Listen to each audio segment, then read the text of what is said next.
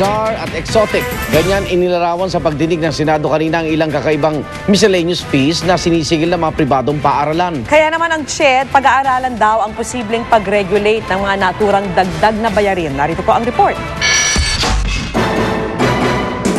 Spiritual fee, cultural fee, affiliation fee, resume printing fee, aircon fee, pati exam fees. Ilan lang yan sa nakakabulol na sa daming bayarin ng ilang estudyante ngayon.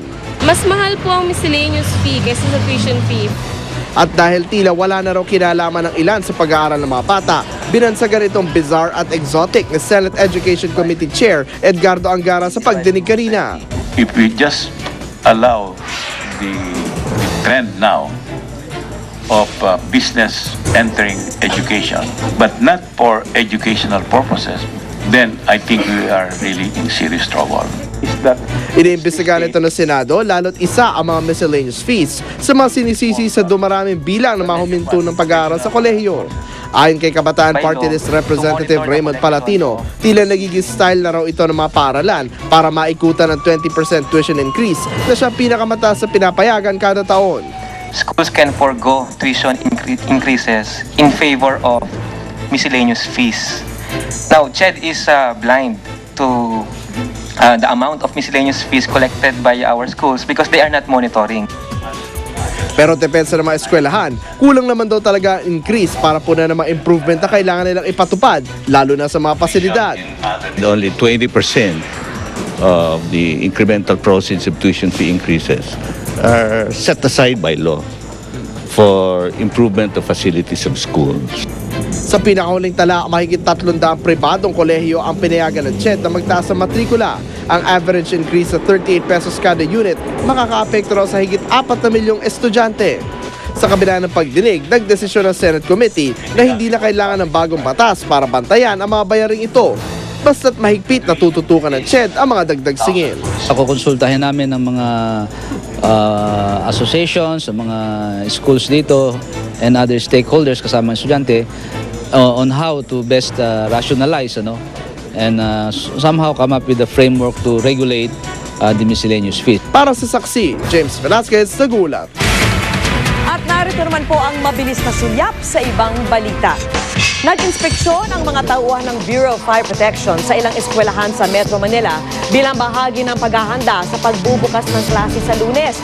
Isang elementary school sa Quezon City ang nadiskubring kulang ang fire extinguisher at may harang ang fire exit. Binigyan ng BFP ng hanggang Lunes ang mga eskwelahan para sundin ang nakasaad sa Fire Safety Code. Magpapatupad naman ng rollback sa presyo ng LPG ang LPG Marketers Association.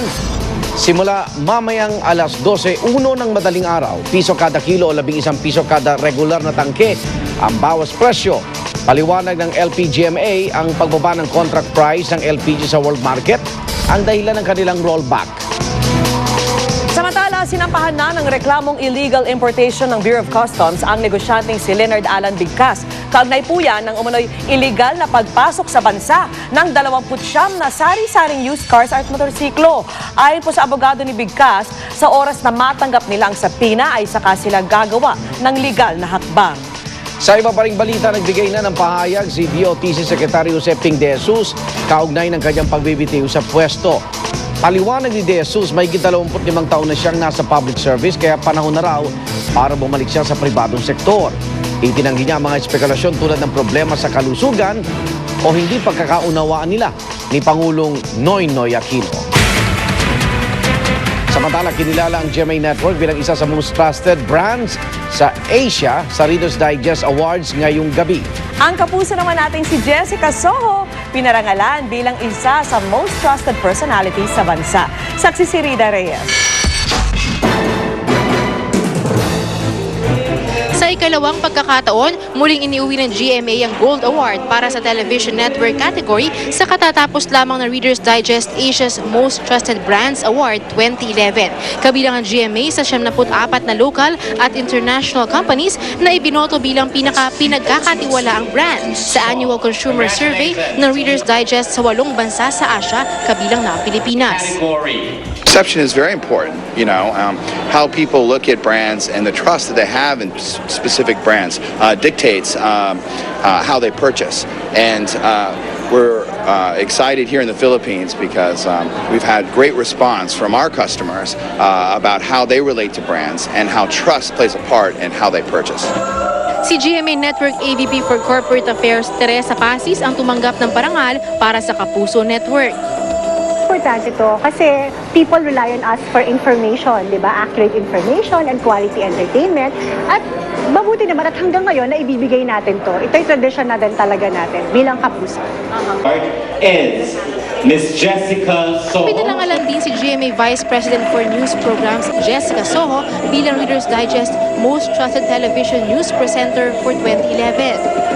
Sana mga kabataan natin, matutunan din nilang mahalin ang pagbabasa. And I have Reader's Digest to thank for that. Kaya napakalaking karangalan itong binigay nila sa akin ngayon na yung magazine na nagturo sa akin at nag-nurture ng aking love of reading, binigyan ako ng ganitong karangalan ngayon. Maliban sa trustworthiness, pinili rin ng mga awardees base sa kredibilidad, kalidad ng serbisyo at corporate social responsibility.